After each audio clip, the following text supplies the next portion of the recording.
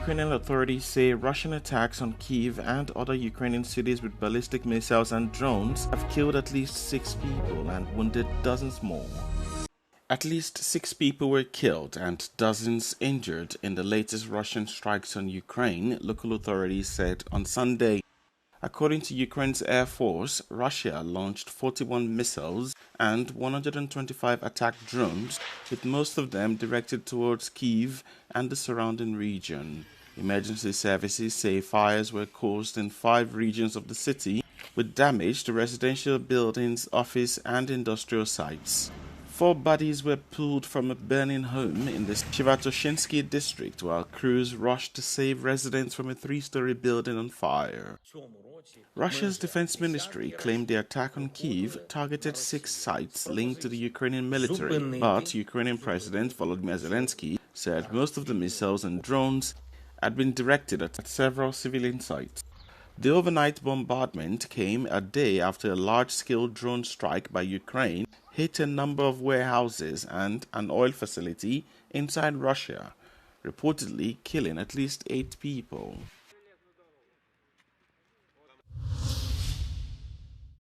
Two major wildfires are continuing to burn in central and northeastern Spain.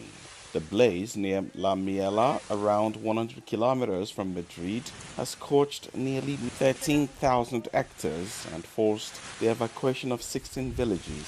Firefighters are working to contain the southern edge of the fire and protect nearby communities. Regional authorities say strong winds have driven extreme fire behavior, with flames advancing at more than 60 meters per minute.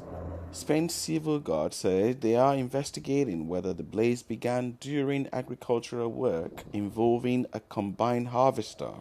Meanwhile, another wildfire near Ores in Zaragoza province has burned more than 15,400 hectares. Around 450 emergency personnel are involved, although officials say conditions improved overnight. Across Spain, some 70,000 hectares have burned so far this year. Authorities say they've recorded 18 major wildfires, almost 3 times the area affected during the same period last year.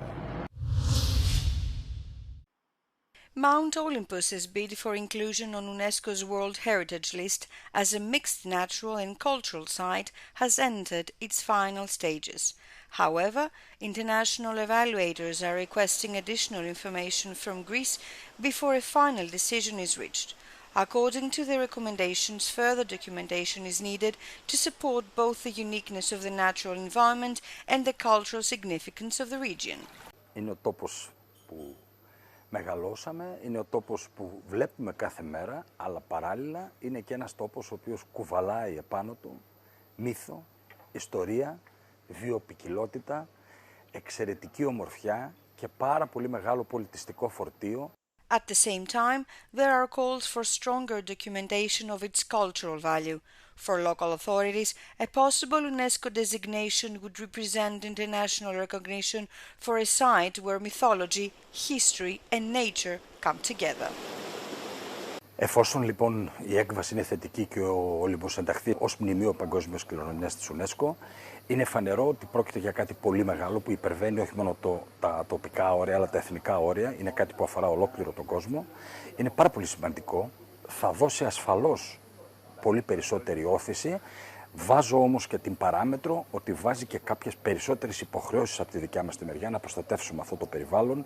Beyond its unique natural landscape, Mount Olympus has been a symbol of Greek culture and mythology for centuries.